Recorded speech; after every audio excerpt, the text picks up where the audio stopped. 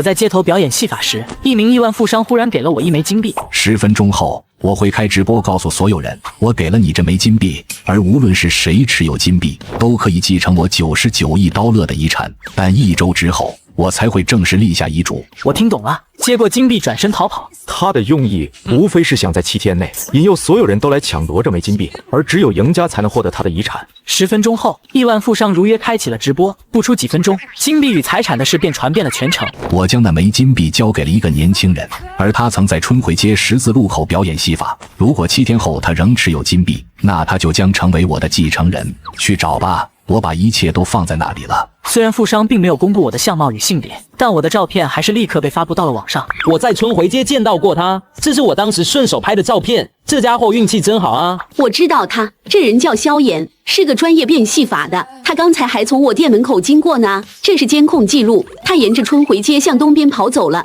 居然这么快就被暴露了！而且细看这2个人 IP， 我发现竟还是熟人。一个是经常看我刷戏法的大学生，另一个则是我常去的那家超市的老板娘。这2个家伙公开我信息，估计是觉得自己没啥竞争力，不敢冒险，但又看不得我轻易暴富。2人发布的动态信息迅速被顶到榜首，而富商的评论区也就此变成了一张动态的缉捕告示。在这里，我的隐秘信息甚至会被标上了价码，时间新鲜的行踪线索更是能拍出天价。而我也在这短短5分钟内彻底沦为了全海城共同的猎物。现实中，我一边监控网上的信息，根据实时动态多次调整自己的逃跑方向，但仍旧躲不过全城人海啸般的追击。很快，一群壮汉带着对讲机拦在了我的必经之路前面，我迎面而上，脚步轻盈地滑入人群，凭借表演戏法练就的灵活身法轻松脱困。这不对劲，居然能这么快就笼络起这么多人，还能在马路上组织设卡拦截，就好像是事先得知了我的事情一样。而且他们成员之间的协作异常默契，这绝对不是普通民间组织能有的素质，他们一定来自一个成熟的组织。而事实也与我所判断的情况一致，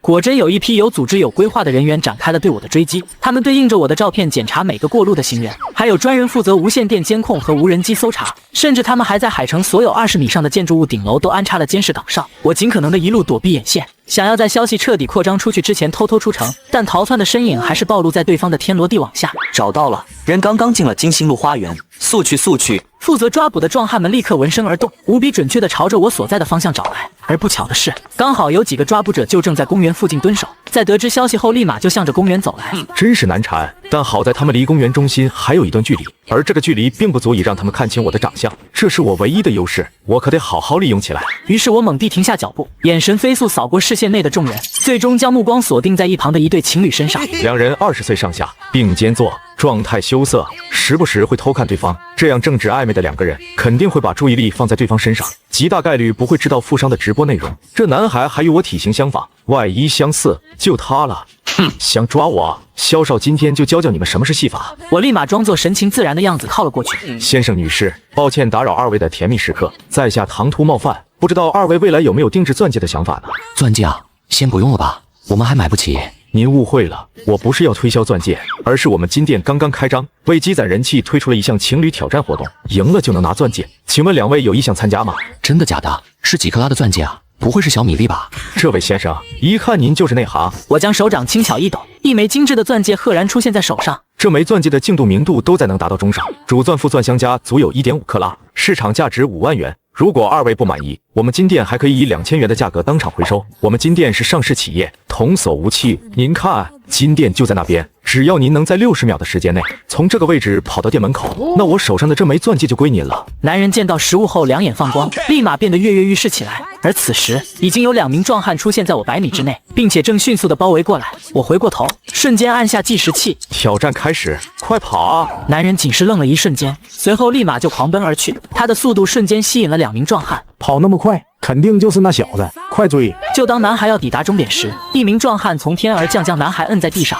但当比对照片发现认错人时，我早已经穿小巷子回到了住处楼下。不过我并没上楼的打算。直播开始不到5分钟，我的信息就已经被扒得干干。住处此刻又怎么可能会这么安静？我回公寓只是为了开车罢了，车是我新买的，用的还是临时牌照。就算有人神通广大能黑入管理系统，想要在茫茫多的临牌库里查到我，起码也得3天的时间。其实除我之外，我的兄弟秦川也知道这辆车的存在，但对他我暂时还是放心的，因为他并没有在第一时间泄露我的车牌，反而假装成目击者，提供了许多假的情报，将许多追捕者引向了相反的方向。秦川，你要是不付我，等我真正拿到遗产，必须分你几个亿。半小时后，我全副武装的顺利出了城戴面具，很快就开上了没有监控的山路。再有1个小时的路程，我就能到老家。到家后，我立马就将车子沉湖，再让我妈给我打掩护，而我藏进地窖里。地窖里有我小时候挖出来的一条通道，可以直通后山。后山丛林茂密，地形复杂，就算带了狗进山，我也有信心能通过打游击把他们耍得团团转。熬过7天时间，简直是易如反掌。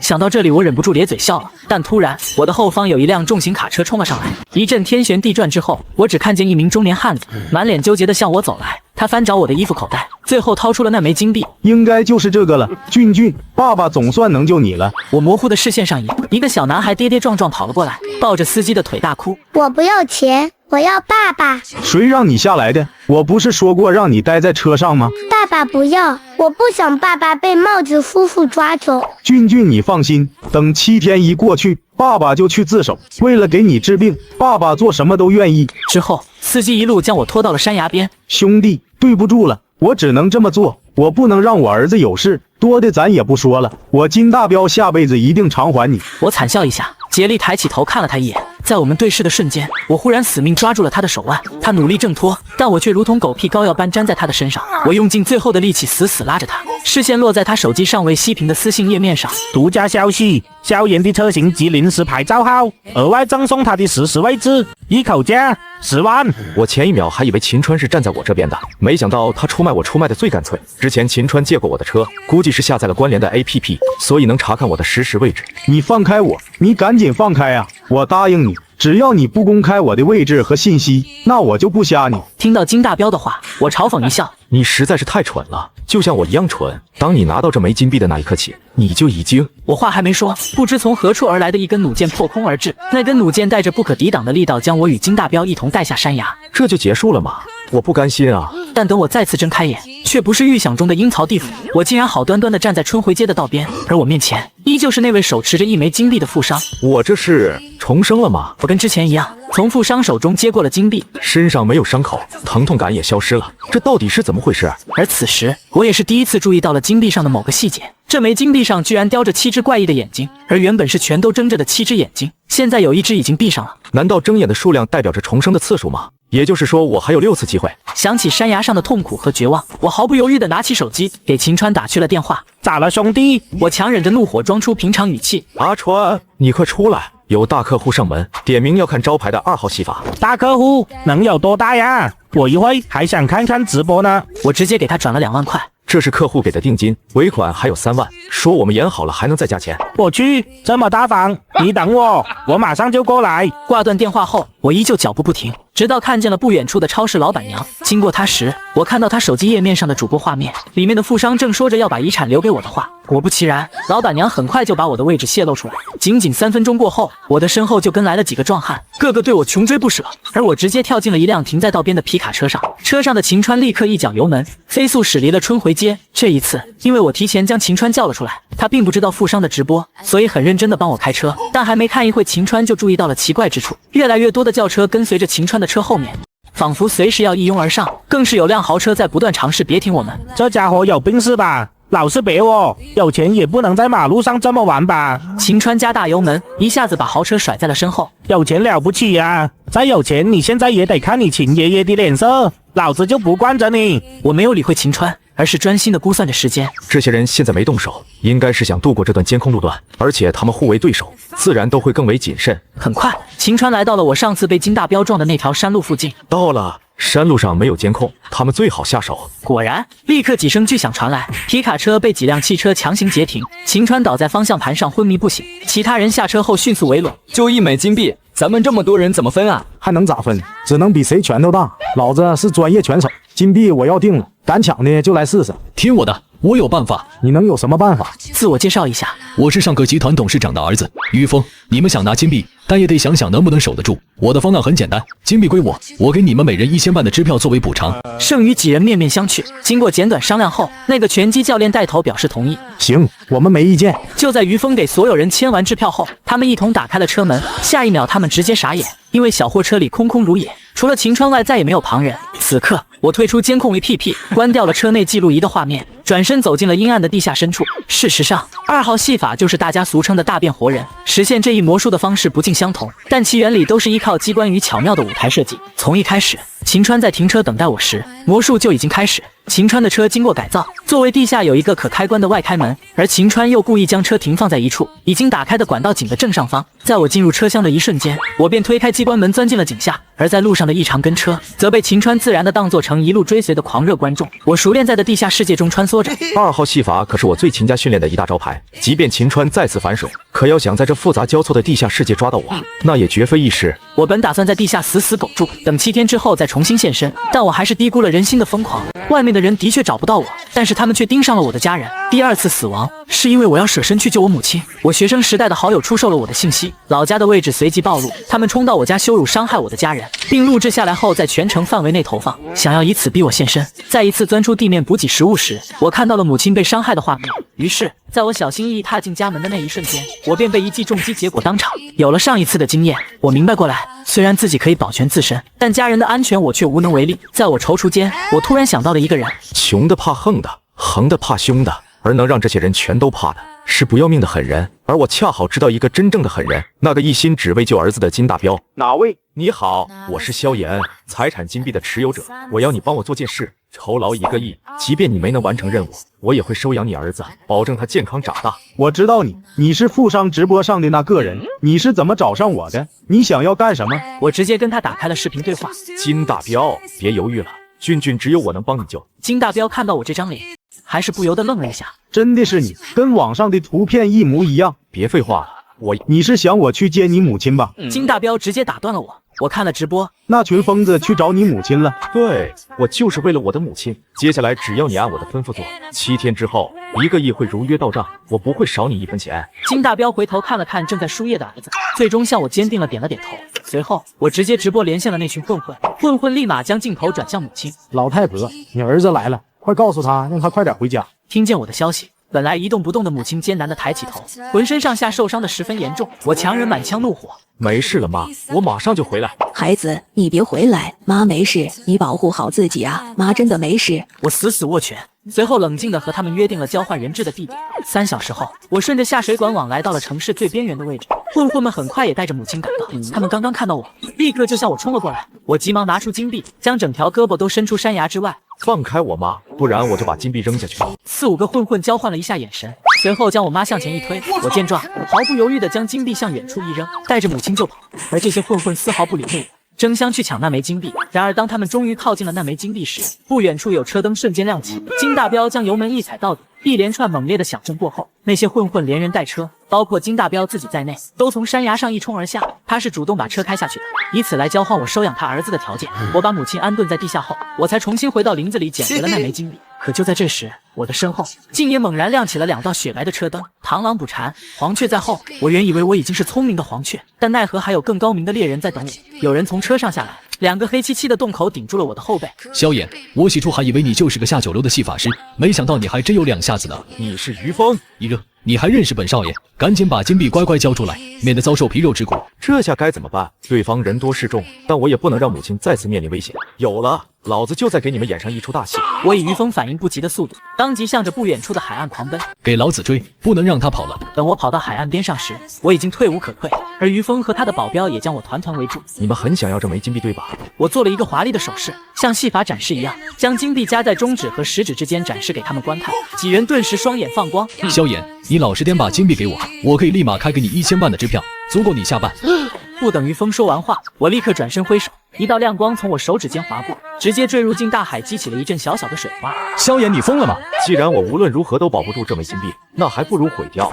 你这个疯子，那可是99亿，不对，你是个戏法大师，说不定金币早就被你调包了。你们上去搜他的身。众人闻言也立刻反应过来，但一番折腾之后，却什么也没发现。他们这才相信那枚金币真被我丢进了海里。算你小子狠，快跟我去打捞！但还不等于风的手下做出反应，已经有不少自发前来抢夺金币的人纷纷跳进海里。你们都给我滚开！金币是老子的，全都给我上！我趁着混乱悄悄地离开了海岸，在撤退时还不小心撞到了先前的一位保镖。实在不好意思啊，大哥，小的没见过这么大的场面，腿下软了。滚！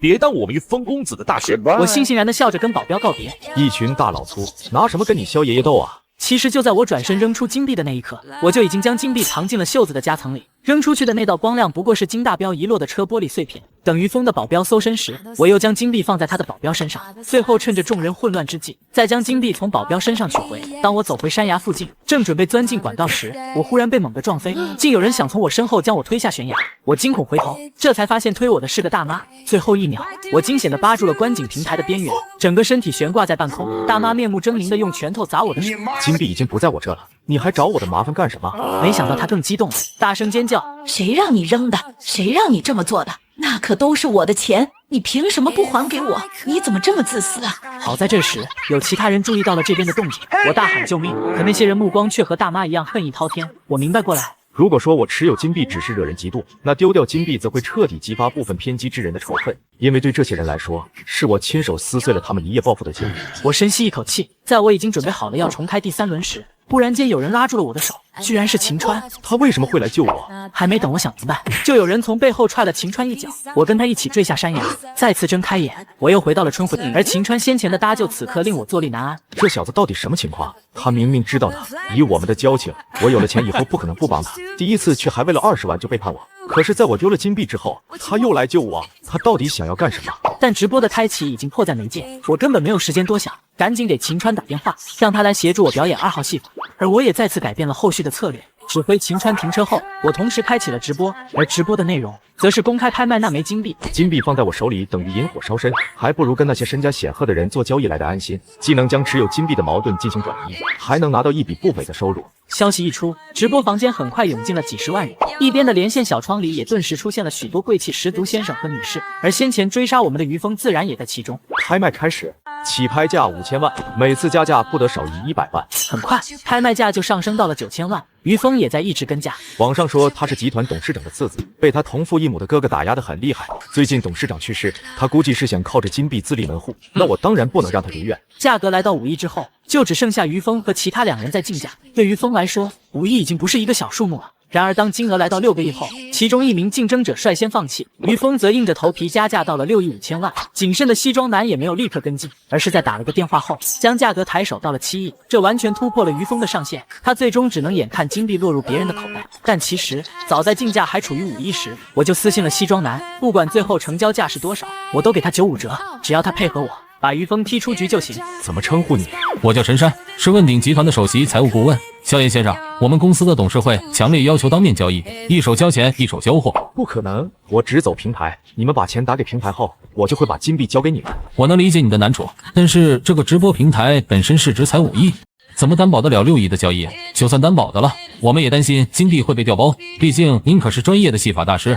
3岁孩童抱金砖于闹市，世人皆魔鬼。现在我就是那个怀金过世的孩童，在获得绝对的安全之前，即便你们能为我提供安全服务，那你如何保证这些人不会动歪心思的？我明白了，你不敢当面交易，根本还是在我们双方筹码的不对等。那这样，我把我儿子交给你，这样你就放心了吧？陈山，你可真狠，儿子你都舍得交给我。你知道你为什么一直在底层打转吗？因为你不理解经济运行的规律。经济体系的根基不是金钱，而是一种虚幻的概念。这种概念让我们彼此信任，而信任让经济开始流动。所以那就由我来填补好你我之间的信任，从而达成线下交易的前置条件。当天晚上8点，一个孩子从我指定的下水井爬了下来，观察片刻，确认没人跟下来之后，我走了出来。陈天，是我。你就是萧炎夫妇吗？我爸说他最近忙，让我跟着你玩。这孩子真是不简单，这股子风范简直跟他爸一脉相承。我检查完他身上没用任何电子设备后，就带他回了我的藏身地。第2天早上，我如约与陈山见面，他戴着帽子口罩，鬼鬼祟祟地爬进下水道，还提着个半人高的手提箱。为了防止有人跟踪，我带着他在地下世界7拐8拐。我儿子表现得怎么样？不吵不闹，是个好孩子。陈山点了点头，笑得无比自豪。说正事吧，你把账号给我现场给你打款，汇率和税务我已经提前做好，保证这笔钱到你手后可以立即正常使用。随即陈山打开了行李箱里的电脑，几分钟后，随着滴的一声，手机上显示出的整整9位数，直接晃花了我的眼睛。萧先生，钱已经到账了，那您的金币？我笑了笑。陈山，无论你信不信，但我真的已经很长时间没有相信过别人了。谢谢你给我的信任，摸摸口袋吧。陈山疑惑地伸手，却从西装口袋里掏出了那枚金币。他露出了真挚的笑意。然而下一秒，爆裂的子弹呼啸而至。我们怀揣着对彼此的信任一同死去。秦川来了，而且是带着于峰来的。我很难想象他俩是怎么勾结到了一起。再次睁开眼，这已经是第4次了。陈山是个好人，但我实在看不透他。或许跟那个土豪胖子交易会是个更好的选择。我电话联系上那个胖子。老板，我要转让金币，你能出多少？1个亿，就这么多？老弟，能拿出1个亿现金流的人可不多了，你体谅体谅哥哥。我冷眼看他表演。他上一世他可是跟价到了5个多亿，现在却只出到1个亿，还真是无奸不商。听说于峰公子也想买这枚金币，出价5个亿，你要没有诚意就算了吧。你的人脉不简单啊，小兄弟。行，我出5亿5千万，你认这个价，那咱就直接交易，多了我也给不起。虽然比上一次少，但也是同样是个天文数字了。成交。这胖子明显比陈山胆大得多，直接约我来治安局门前交易。等我出现时，他竟然还在直播带货。大家快来看，这就是萧炎。今天胖哥从他这买了金币5亿5千万，各位家人们先加购物车，等待胖哥的好消息。我当着直播间的面将金币给了他，胖哥掂了2下，对着光线观察再三。家人们，好好看看，这就是价值99亿刀了的金币。这色泽，这花纹，真是绝无仅有。胖哥一手拿着金币，一手举着手机，大摇大摆地走上了停在一边的防弹专车。我也终于松了口气，这一次应该不会再死了吧？找了家5星级酒店住进去，倒头就睡。可当我醒来时，一切竟都变了。几名西装革履的员工站在门口，语气礼貌地要求我立刻离开。我朝窗外一看，这才发现酒店楼下竟乌泱泱围了几千人。原来是胖子在和我的交易完成后，又再次开启直播。他拿出一枚粗制滥造的假金币，说我利用戏法手段给金币调了包，而真金币还留在我手上。我的那招祸水东引竟被他反过来用在了我身上。但是为什么大家会相信他呢？顿时我只感觉背后发凉，因为我想起了一个我一直都不曾深究的问题：为什么富商会在茫茫人海中选定我为金币的持有者？同时我也构想出一个恐怖的思路，他选我就因为我是戏法师，而这是一个天然不被人信任的职业。我被请出酒店后，在人群中间与胖子争执斗嘴，但狂热的人群不会轻易相信任何人。而为洗脱清白，我无奈将之前收到的汇款返还了绝大部分，只留下一小部分用以雇佣安保轮流保护。但我总觉得这些安保人员看我的目光十分奇怪。直到第4天时，我在睡梦中被人绑走。在我正要被带出酒店的关键时刻，秦川居然冲出来救了我。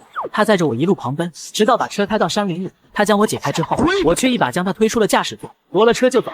我被他害死2次，我要还是信他，那我就是真傻。其实我能猜得出他背叛我的原因，无非是嫉妒2字。我早上从出租屋离开时，还是跟他一样穷，现在摇身一变成了99亿刀勒的继承人，而我们算是同乡。我研究传统戏法，他主攻西方魔术，所以有些时候他也会在春回街的路口演出。如果那天表演的人是他，那金币大概率就是他的。可是为什么他会这么反复无常的对待我？3次背叛，2次搭救。他是不是也像金币一样也有2面，一面善良，一面邪恶，就像是一次抛投金币，对他的心境与做出的选择都进行了刷新。我懂了，原来我再次回到了春回街，金币上只剩下2只眼睛还没有闭合。上一次距离第7天结束只剩3个小时，究竟发生了什么？竟然让我在无知无觉，在我没有任何记忆的情况下洗掉。如今还剩2次机会，如果这一次再找不到出路，那么下一次我就会真的死了。这一次当富商走近时，我一把推开他。这枚金币我不要，你找其他人吧。看不出来，你还是有点脑子的。不过我还是坚持要给你。我说了我不要，你听不明白吗？这可由不得你。即便你不拿，我还是会在10分钟后的直播里说是你拿走了金币。你觉得你和我之间谁的话更容易被人信任呢？为什么？你为什么要这么做？我真的会洗的。富商满不在乎地笑了起来。你只剩下9分钟了。无奈之下，我抢过那枚金币，撒腿就跑。现在最稳妥的办法是直接前往治安局把金币捐出去。而治安局李队长也同意了我的这个方案，他们以准备捐赠仪式为由，让我安全留在局里。李队长还说可以给我发一笔慈善奖金。安全闲暇的时间里，我开始在网上调查起富商。他白手起家，除了刀勒财产以外，还有大量的股份期权和债券，总身价远远不止几百亿。而让我印象极其深刻的是他早年的一个采访，采访中他声称自己是依靠别人的贪婪发家致富的。最新的消息还说他得的是晚期胰腺癌，有钱也治不好。看到这里，我猛地惊出一身的冷汗。我回想起最初时他的身体状态还无比虚弱，可这次重生时他却是容光焕发，全然没有一点病人的样子。这老家伙一定能从这枚金币上得到什么好处，他一定有隐瞒了什么重要的目的。萧炎准备去食堂打饭了。好的，李队，我马上就来。怎么了，萧炎？你怎么憔悴成这样？我赶紧去照镜子，第一眼我几乎没有认出镜子里的自己，那张脸怎么看也不像20几岁，更像是60、70岁。重生之后，生理状态不是也应该重置吗？为什么我会老成这样？难道每次重生都会消耗我的寿命吗？瞬间，一个恐怖的想法在我脑袋里炸开。那富商的目的难道是……我惊慌地回食堂找到李队。李队长，能不能麻烦您找个专家判断一下这枚金币？我感觉有问题。李队长看到金币的瞬间，眼神瞬间变得犀利。这就是那个能继承财产的金币吗？怎么会是他呢？您还在别的地方见过这个金币吗？我见过，在前段时间的另一个案子里见过，是上格集团董事长的命案，在家中无外伤无疾病，案发现场也没有任何的作案痕迹。